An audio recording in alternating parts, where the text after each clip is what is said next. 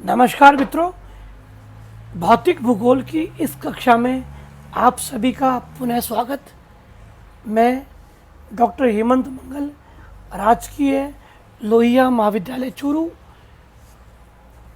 पिछले वीडियो में हमने बुध, शुक्र, पृथ्वी और मंगल के बारे में जाना और समझा। इस वीडियो में हम बृहस्पति, शनि, अरुण, वरुण, बौने ग्रह, धूमकेतु और उल्काओं के बारे में बात करेंगे। सबसे पहले बृहस्पति, सौर परिवार का सबसे विशालतम ग्रह। मतलब बृहस्पति हमारे सौर परिवार का सबसे विशालतम ग्रह है। यदि हम पृथ्वी से इसकी तुलना करें तो इसका व्यास पृथ्वी की तुलना में 11 गुना और क्षेत्रफल लगभग 121 गुना अधिक है। इसका गुरुत्व भी पृथ्वी की तुलना में बहुत अधिक है। सूर्य से यह लगभग 78 करोड़ किलोमीटर दूर है। यह अपनी दूरी पर बहुत तीव्र गति लगभग 10 घंटे 7 मिनट में अपना घूर्णन पूरा करता है, लेकिन सूर्य की परिक्रमा पूरा करने में इसे लगभग 11 वर्ष 10 महीने लग जाते हैं। सूर्य से बहुत अधिक दूर होने के कारण इस ग्रह का तापमान बहुत कम, औसतन इस ग्रह का तापमान -14 डिग्री सेंटीग्रेड बना हुआ है। इसकी सतह ठोस नहीं है। इसका वायुमंडल बहुत ज़्यादा डेंस अर्थात सघन है, जो कि हाइड्रोजन, हीलियम, अमोनिया एवं मीथेन गैसों से बना है। इनमें से अमोनिया और मीथेन बहुत विषाक्त या विषैली गैसें हैं, इसीलिए ये वायुमंडल विषैला वायुमंडल कहलाता है। इसकी ग्रह पर सतह पर जो सफ़ेद धारियाँ नज़र आती है, वैज्ञानिकों का अनुमान है यह मूलतः मेघ श्रृंखलाएँ हैं। इस ग्रह का सबसे विचित्र और रहस्यमय तथ्य यह है कि इसकी सतह पर एक विशाल लाल धब्बा है, जिसकी खोज 1979 में की गई थी। इसके बारे में अनुमान लगाया जाता है कि यह वस्तुतः एक डस्टी रिंग धूलयुक्त छल्ला है, जो कि विक्षुब्ध मेघ आवरण का प्रतीक है।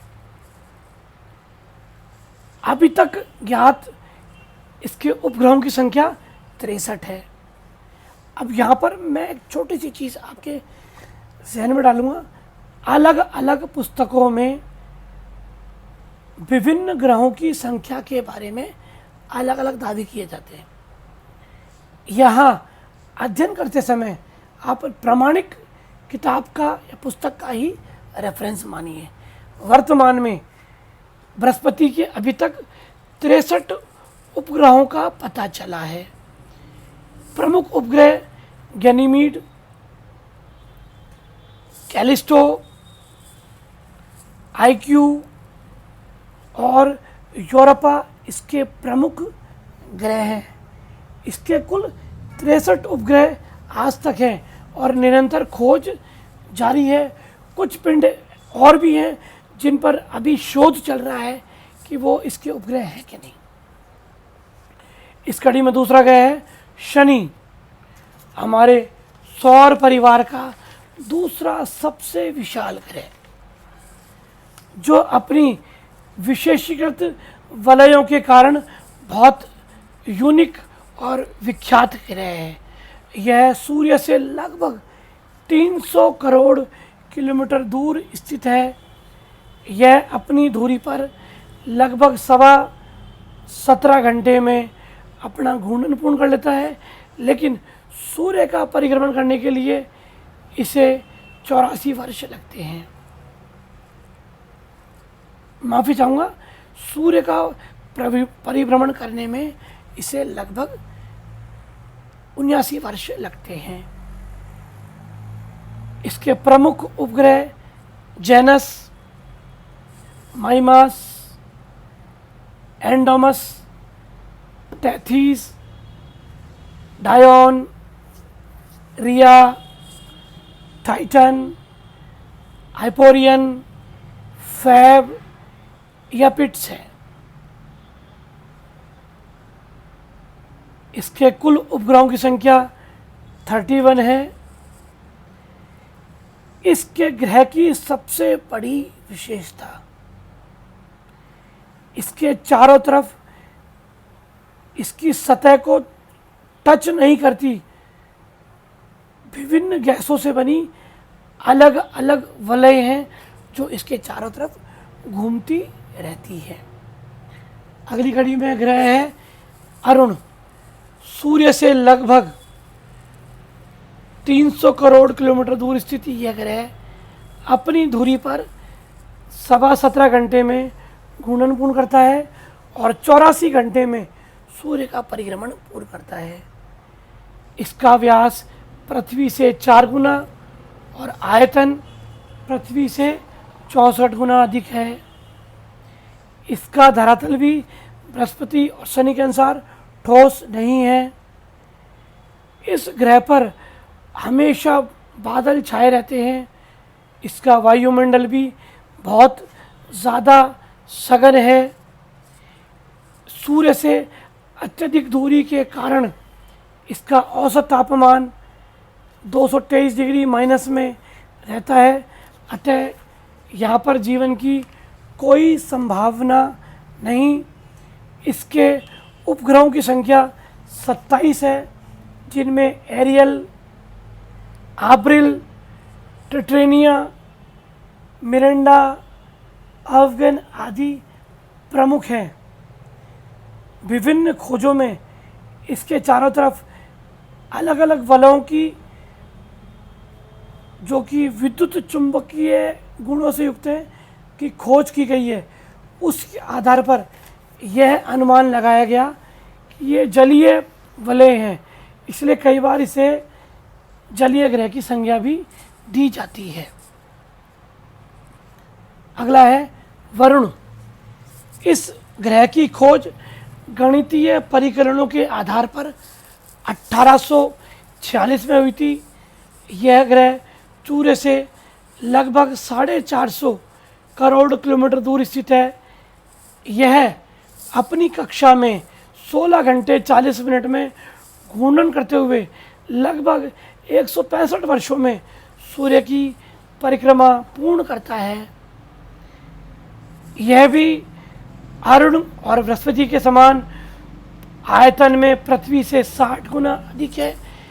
इस ग्रह का तापमान भी सूर्य से बहुत अधिक दूरी के कारण -200 डिग्री सेंटीग्रेड बना रहता है। इस ग्रह पर भी कम तापमान के कारण जीवन की कोई संभावना नहीं है। यद्यपि अरुण अर्थात यूरेनस की तुलना में यह ग्रह छोटा और सघन है। इसका वायुमंडल, जो कि गैसों से बना है, नीले रंग का दिखाई देता है, जिसके ऊपर हिमित मीथेन के श्वेत बादल छाए हुए हैं। मीथेन गैस बहुत ज़्यादा है।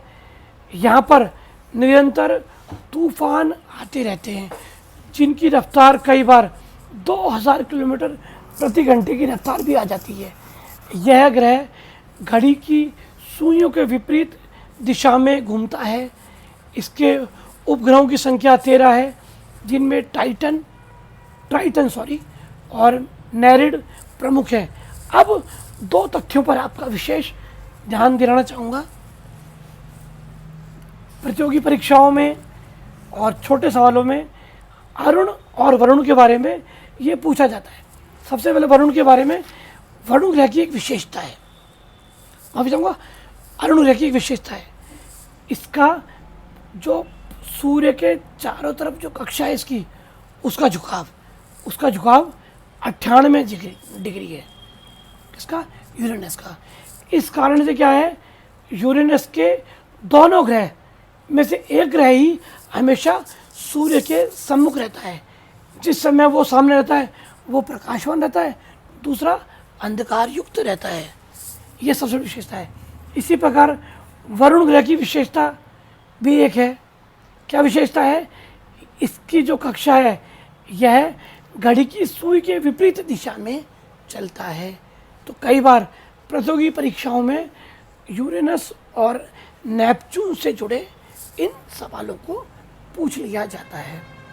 अब हम बात करेंगे प्लूटो। 2006 से पहले प्लूटो भी ग्रहों में शामिल था, लेकिन एक रिसर्च के बाद एक विशेष कारण के आधार पर वैज्ञानिकों के समूह ने यम को ग्रहों की सूची से बाहर कर दिया। क्यों कर दिया? क्योंकि ग्रहों को परिभाषित करने के जो नियमावली है उसका सबसे प्रमुख तथ्य ये है कि ये विभिन्न ग्रह किसी भी अवस्था में एक दूसरे की कक्षा को अतिक्रमित नहीं करते। यम ग्रह की एक विशेषता क्या है? यम ग्रह नेपच्यून की कक्षा को एक जगह से काटता है। देखिए इस जगह से, मैंने पीडीएफ में दिखाई भी आपको। इसलिए साथ ही कुछ अन्य नियमों का भी पालन नहीं हो पा रहा, इसलिए यम को वर्तमान में ग्रह ना मानकर बौने ग्रह की संज्ञा दी जाती है। इसके अलावा कुछ और पिंड भी हैं, जिसमें एक तो यूबी 2003 है जो अभी ग्रह बनने की सूची में प्रतीक्षाधीन है। ये ग्रह बन सकते हैं, इस पर वैज्ञानिक निरंतर रिसर्च कर रहे हैं। यूबी 313, कैरन, सीरीज, ये सब बौने ग्रह हैं। इसके अलावा इस विशाल भंडार में मैंने बताया था धूमकेतु, जिनमें प्रमुख धूमकेतु है हेली, हेलबॉय, कोउटेक, ये प्रमुख धूमकेतु है। ये भी एक निश्चित समय बाद हमें नज़र आते हैं, जिनमें हेली हर 76 वर्ष बाद हमें नज़र आता है। इनकी विशेषता, इनका एक लंबा सिर और एक लंबी पूंछ होती है। किस तरह बनते हैं, किस प्रकार प्रकाशित होते हैं, क्या घनत्व होता है, इनके बारे में हमारी जानकारी बहुत सीमित है। अब तक विद्वान वैज्ञानिक 650 धूमकेतुओं की खोज कर चुके हैं। इनका कोई निजी व्यक्तित्व नहीं होता। इनकी पहचान सूर्य के चारों तरफ उस पथ के आधार पर होती है। आमतौर पर इनके दो प्रकार हैं। एक तो प्रथम प्रकार के धूमकेतु एक निश्चित कक्षाओं में अग्रसर होते हैं, जबकि दूसरे प्रकार के धूमकेतु खुली धीमी अवधि वाले खुले वक्र कक्षाओं में प्रवाहित होते हैं। हेली प्रमुख धूमकेतु है। अंतिम सीरीज में है उल्का। अक्सर हम स्वच्छ रात्रि में, बादलविहीन रात्रि में टूटते हुए तारों को हम देखते हैं। वस्तुतः वे ठोस आकाशीय कण होते हैं जो हमारे वायुमंडल में प्रवेश करने के बाद घर्षण के कारण नष्ट हो जाते हैं, जल जाते हैं, जिसे हम उल्कापात के नाम से जानते हैं। इनकी रचना लोहे, निकल, एल्यूमिनियम, ऑक्सीजन, गंधक आदि पदार्थों से होती है। कई बार जब इनका आकार बहुत विशाल होता है, वायुमंडल में नष्ट नहीं हो पाते, तब ये पृथ्वी के कुछ भागों पर गिर भी जाते हैं, जिनसे विशाल विस्फोट से कुछ निर्माण होते हैं। जैसा कि 30 जून 1908 को एक इकट्ठ जगह है साइबेरिया में। इस प्रकार 1947 को 12 फरवरी को साइबेरिया में पुनः उल्कापात हुए थे, और भी कुछ भागों पर उल्कापात हुए हैं। ये पूरा हमारा सौर परिवार है। अगले वीडियो में हम हमारा जो सौर परिवार का प्रमुख ग्रह है, जिस पर हम रहते हैं, पृथ्वी, इसकी उत्पत्ति कैसे हुई, उसके बारे में पढ़ेंगे। धन्यवाद।